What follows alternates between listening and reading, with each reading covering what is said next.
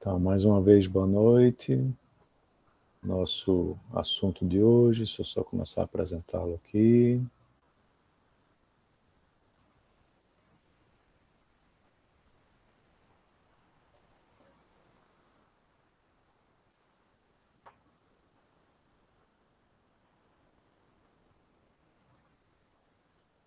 Então, vamos falar hoje justamente sobre taxas de câmbio fixa e variável, né, e quais são vantagens, desvantagens, e outros assuntos correlacionados com esses dois tipos de política de câmbio, né. A gente vê que com taxas de câmbio flexíveis, a gente pode utilizar a política monetária para tentar estabilizar a economia, né, através de, por exemplo, desvalorização da moeda. E muitos países mantêm, né, taxa de câmbio fixa para determinados níveis que são estratégicos para eles. Já outros países usam um sistema híbrido, né, de taxas de câmbio flutuantes, mas que são administradas, né. Então vejam, quando você tem aí uma queda, né, de demanda de exportações, né, ou seja, você tem um deslocamento da curva DD, de DD1 para DD2, você vai ter resultados diferentes quando você tem taxas flutuantes ou taxas fixas. Nas taxas flutuantes, essa redução vai fazer uma uma depreciação da moeda, né? Ou seja, a taxa de câmbio ela termina aumentando de E1 para E2. Já num regime de taxas fixas, o deslocamento de DD1 para DD2 faz com que você tenha essa depreciação da moeda, mas como você tem que manter a taxa de câmbio inalterada, porque é um regime de taxa fixa, o impacto termina sendo ainda maior, porque você é obrigado a deslocar a curva AA, né, de 1 para 2. Tá? Ainda assim, existem aqueles defensores, né, das taxas fixas e existem alguns argumentos relacionados a isso, né, contrários às taxas flutuantes. Primeiro que você perde a disciplina monetária das taxas fixas, onde os governos podem se envolver em políticas inflacionárias. Segundo, a existência de especulação que venha a desestabilizar, aumentando aí a volatilidade da taxa de câmbio. Inclusive aqui no Brasil a gente tem uma volatilidade bastante elevada.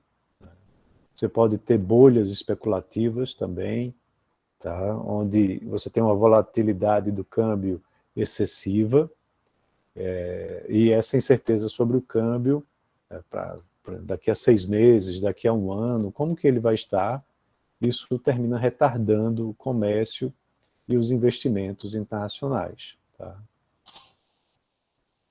A bolha especulativa, ela é representada por um afastamento entre o valor efetivo e o valor de equilíbrio, né, de uma variável, no caso a gente está falando do câmbio, através de movimentos de antecipação dos agentes econômicos. Então a bolha ela infla e aí com isso você termina tendo um aumento da expectativa de reversão, ou seja, de que a bolha vai estourar. Mas para que aconteça essa mudança, o especulador deve estar convencido que todos esperam essa reversão. Então basta um agente mudar de posição, inverter essa posição, que os demais vão também acompanhar. Aí você tem a bolha estourando, sendo difícil prever o momento quando isso vai acontecer.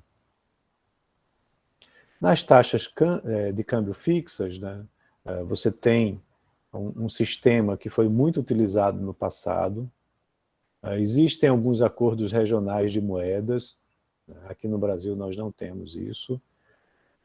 Alguns países pequenos atrelam a sua moeda em relação ao dólar, né? Você vai lá no Panamá e tem muito isso, por exemplo, e outros países seguem uma flutuação que é administrada, né? Ou seja, ela é controlada pelo governo. O governo, através do Banco Central, ele pode realizar operações no mercado de câmbio, como operações de esterilização, onde ele tenta neutralizar o impacto monetário de desequilíbrios de pagamentos, né, do balanço de pagamentos, e aí pode envolver compra ou venda de moeda, né, do câmbio não, da moeda principal, né, uma moeda veículo como o dólar. E você pode também ter operações iguais de ativos estrangeiros e domésticos em direções opostas para anular o impacto de operações de câmbio na oferta doméstica da moeda. Então, sem um processo de esterilização, um superávit no balanço de pagamentos aumenta a oferta de moeda naquele país. Um fato importante é que, no regime de câmbio fixo, a taxa de câmbio esperada vai ser igual à taxa de câmbio atual. Então, você não tem expectativas futuras com relação à taxa de câmbio. Tá? E aí, segundo a paridade a condição de paridade de juros, a taxa de câmbio atual será de equilíbrio apenas se a taxa de juros doméstica for igual à taxa de juros estrangeira, conforme a gente viu em aulas anteriores. Né? E aí você tem um câmbio fixo, né, e vai ter a determinação, né, da taxa de câmbio no mercado de ativos. Tá? Então, para manter essa taxa de câmbio em E0, quando você tem, por exemplo, um aumento de produção de Y1 para Y2, o Banco Central vai comprar ativos estrangeiros, tá? E assim vai aumentar a oferta de moedas, né, no caso de M1 para M2, fazendo com que você tenha esse deslocamento, né, que tinha acontecido de 1 para 3, para que ele volte de 3 para 2, mantendo a taxa de câmbio E0, né, que era a taxa de câmbio fixa. Tá? Então ele vai estar sempre mexendo com ativos para poder manter a taxa de câmbio fixa no mesmo patamar. Política monetária com taxa fixa, o que é que vai acontecer? Né? Você tem um equilíbrio inicial aqui com a taxa de câmbio E0 e o nível de produção Y1, né, o ponto de equilíbrio 1, onde você tem aí produção e mercado de ativos simultaneamente em equilíbrio, e aí você tem um aumento de produção para Y2, nessa é a expectativa do governo, então ele aumenta a oferta de moeda, comprando ativos domésticos e deslocando a A1 para a A2. Só que como o Banco Central mantém a taxa de câmbio em E0, aí ele vai vender ativos estrangeiros em troca de moeda doméstica, né, e essa ação vai diminuir, né, a oferta, retornando de AA2 para AA1. Então, o ponto de equilíbrio da economia se mantém no ponto 1, né, com o nível de produção inalterado em Y1. Certo? Então, política monetária com taxa fixa não funciona. Ela afeta apenas o nível de reservas e o Banco Central perde a capacidade de poder utilizar a política monetária com o intuito de estabilizar a economia. E política fiscal? Né? A expansão fiscal, que é demonstrada pelo deslocamento da curva DD1 para DD2, ela mexe com a taxa de câmbio, né, para esse ponto 2, né, se desloca de 1 para 2, e aí você tem que, como tem o objetivo de manter a taxa de câmbio em E0, você tem que deslocar a curva AA de 1 para 2, indo para o ponto 3. Então vejam que a política fiscal ela é ainda mais forte, né? Ela é eficiente, né, para afetar a produção, é mais eficiente do que no caso de taxas flutuantes, e aí renda e reservas aumentam, né, com a política fiscal. e uma desvalorização cambial, né? Quando você tem essa desvalorização da moeda, ou seja, a taxa de câmbio ela se eleva de E0 para E1, o ponto de equilíbrio da economia se desloca, né, de Y1 aqui, né, para Y2, né, com o deslocamento da curva A1 para A2, conforme produção e oferta de moeda vão se expandindo. Então, o aumento na taxa de câmbio torna os bens domésticos mais baratos, exportações aumentam a renda, que aumenta o excesso de demanda de moeda, e a taxa de juros doméstica também aumenta. Então, para manter a taxa de câmbio no novo equilíbrio, que é o ponto E1, o Banco Central vai comprar ativos estrangeiros e aumentar a oferta monetária até atingir essa nova curva AA2, tá? Que a gente viu aqui, AA2. Então, a desvalorização aumenta a renda, aumenta as reservas, a oferta de moeda, né, sendo aí a forma mais conveniente de aumentar a demanda agregada, emprego e reservas, né, mas ao custo de uma desvalorização da moeda. E como é que a gente pode analisar a questão das crises de balanço de pagamentos e fugas de capital? Você tem aqui o ponto E0, né, que é a taxa de câmbio de equilíbrio, taxa fixa, né, com a situação original aqui, ó, da oferta de moeda real, a demanda, tá, com a taxa de juros R asterisco.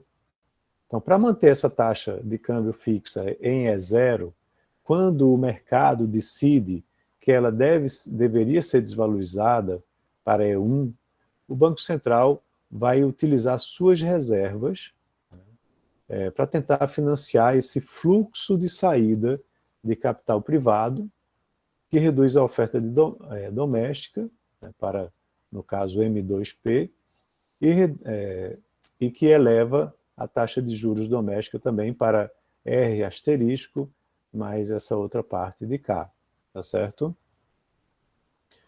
Então, o que é que acontece? Quando você tem um país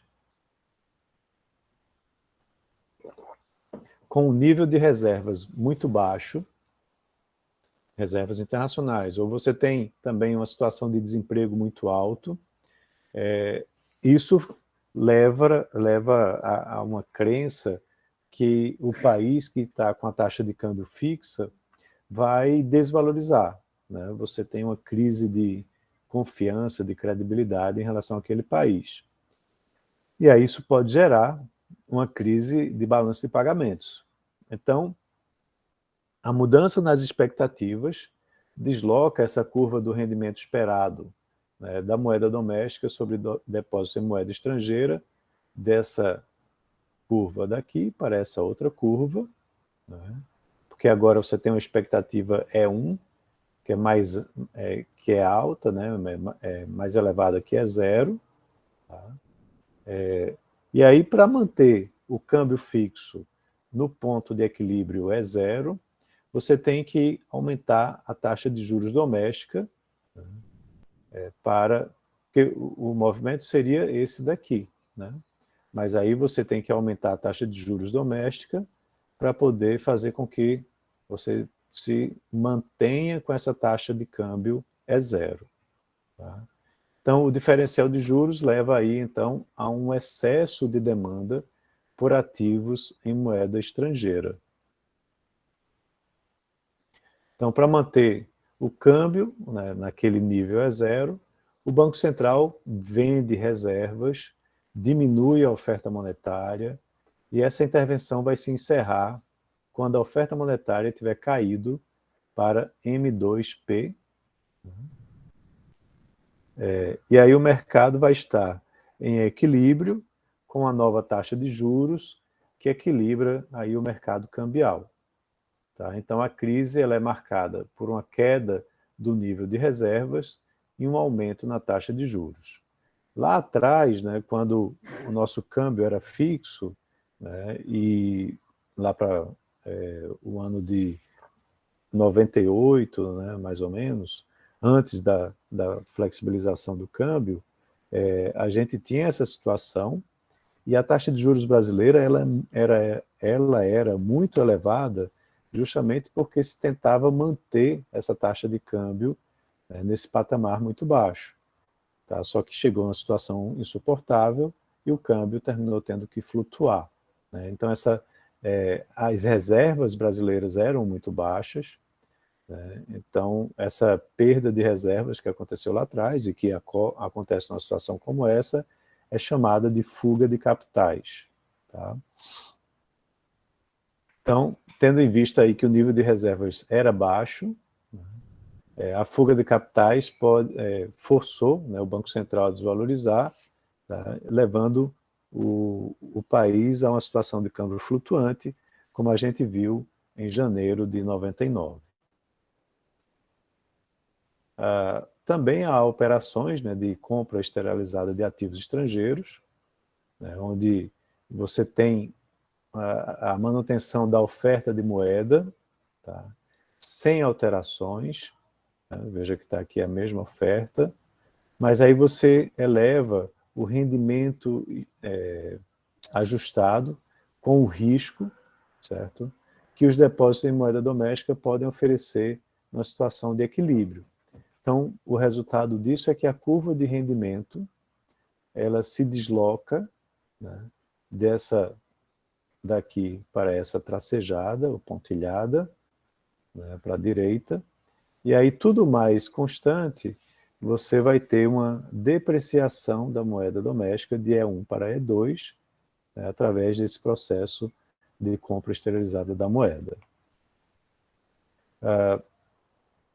Então, o risco, na realidade, nessa situação, pode levar a ativos de diferentes países apresentarem rendimentos esperados diferentes.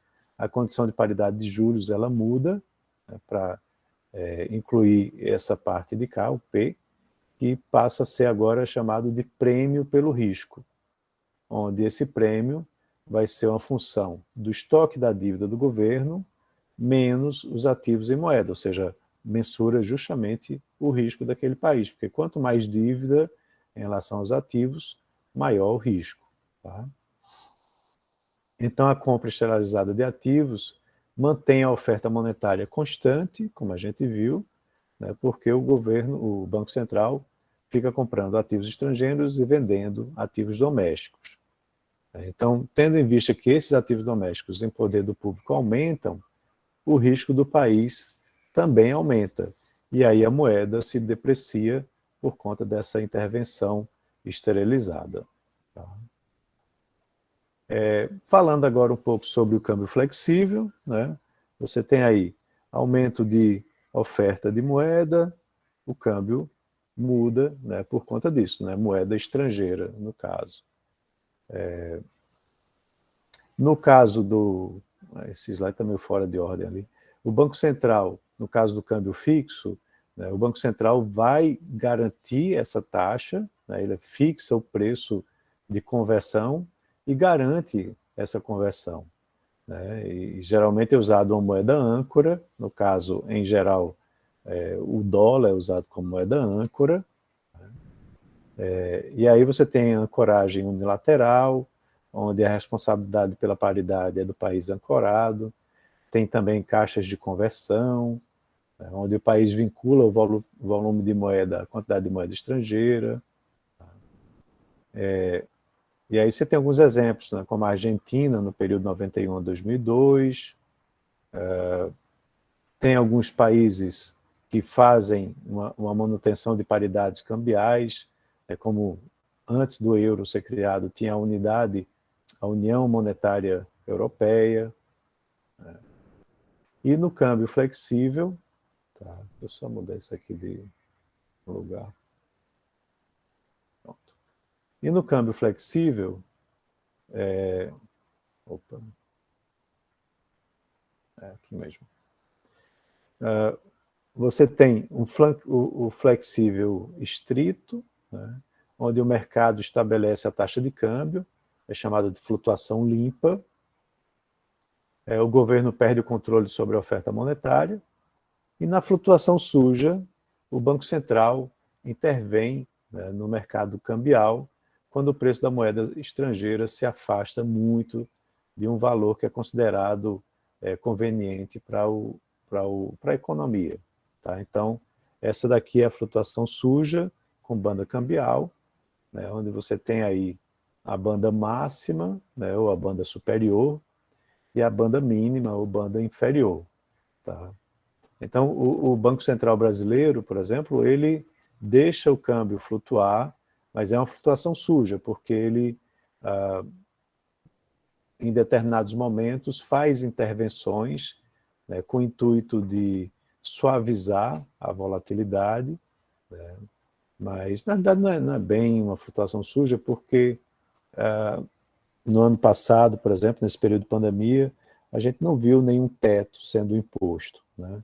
Houve mais, na realidade, como eu disse, uma tentativa de suavizar os impactos, as flutuações muito fortes que aconteciam em dias de maior pressão no mercado de câmbio. Os argumentos favoráveis às taxas flutuantes é que você tem autonomia da política monetária, podendo ser usada para obter equilíbrios internos e externos de um país, né? O país não se obriga a importar inflação, tá? Então, mudanças na taxa de câmbio protegem os países da inflação externa. O movimento, inclusive, que aconteceu hoje, não sei se vocês viram, mas o Comitê de Política Monetária elevou a taxa básica de juros da economia, a Selic, né, de 4,25 para 5,25. Então, o intuito ali é de frear a inflação, né, que permanece bastante pressionada aqui no país, e ao se elevar a taxa de juros, você vai provavelmente ter uma depreciação do real, aliás, do real não, vai ter uma valorização do real, uma depreciação do câmbio, aí, fazendo com que o dólar ele fique mais barato. Tá? Por quê? Porque você vai ter agora um diferencial de juros maior, dos juros brasileiros para os juros lá de fora, né? Lá dos Estados Unidos, da União Europeia. Então, dessa forma, como muitas commodities são precificadas em dólares, né, isso vai terminar ajudando a controlar, né, um pouco da inflação aqui dentro do país, certo? No câmbio flutuante, você tem uma maior simetria do sistema monetário internacional, né, não tem nenhum câmbio artificial, é aquele câmbio realmente que está acontecendo. As taxas de câmbio, elas são estabilizadoras automáticos aí. Quando você tem uma queda na demanda de exportações, a produção cai menos com taxa flutuante, né, do que com taxa fixa, e a mudança na taxa de câmbio termina estabilizando também a economia, tá certo? Então, aqui, só para vocês terem uma ideia, vejam essa notícia aí de 2009, o dólar aqui estava caindo 1,26, indo a 1,72, isso lá atrás, em 2009. Tá? Bons tempos aquele em que o dólar estava 1,72, né? Você viajava, de acordo com Paulo Guedes, viajava para a Disney e ainda levava a empregada doméstica. Hoje em dia não tem mais isso. Então isso aqui vocês podem dar uma lida depois com mais calma, mas era mais para vocês verem aí alguns contextos passados. Então, pessoal, com isso a gente termina aí o nosso assunto, tá? A nossa prova vai até esse assunto de hoje, vai ser na semana que vem, mesmo esquema da primeira prova, tem a lista também de segunda-feira, e eu queria saber se vocês têm alguma dúvida, algum comentário. Tudo certo, professor. Tudo certo? Professor, a prova o senhor vai fazer do mesmo jeito que a anterior? Sim, como eu acabei de dizer, vai ser o mesmo formato da prova anterior. Mas o senhor vai disponibilizá-la antecipadamente? Depende do meu nível de correria. Se eu tiver muito atarefado, talvez não consiga disponibilizar muito antes. Ou, se eu também tiver muito atarefado semana que vem, talvez eu já disponibilize antes para não ficar muito em cima da hora, tá bom? Vou tentar, ou seja, vou tentar fazer nesse fim de semana. Se eu conseguir, eu já deixo disponível para vocês. Ok, professor. Obrigado. Tá, joia. Mais algum comentário, alguma dúvida? Só agradecer mesmo, professor, por se disponibilizar a nos dar esse curso, né? Foi muito bom, obrigada. Nada, que é isso. Obrigado, Mayara. Também na verdade, é minha obrigação como professor, mas é um assunto que eu gosto muito e assim, procurei fazer da melhor forma possível aí em AD para vocês, com as listas, com o material disponibilizado. E se tiverem sugestões, podem mandar no privado para mim se quiserem, podem colocar lá no grupo. Eu estou à disposição para ouvir comentários, tá joia? Então, obrigado aí pelo comentário, pelo apoio. E é isso, bola para frente, que a gente tem prova aí e muito em breve já deve estar começando o próximo semestre, né? Sim, sim, é verdade. Tá joia. Um abraço a todos, até a próxima. Abraço, professor. Obrigada, professor. Boa noite. Boa noite, Tchau, professor. professor. Boa Até, noite. boa noite. Obrigada. Boa noite.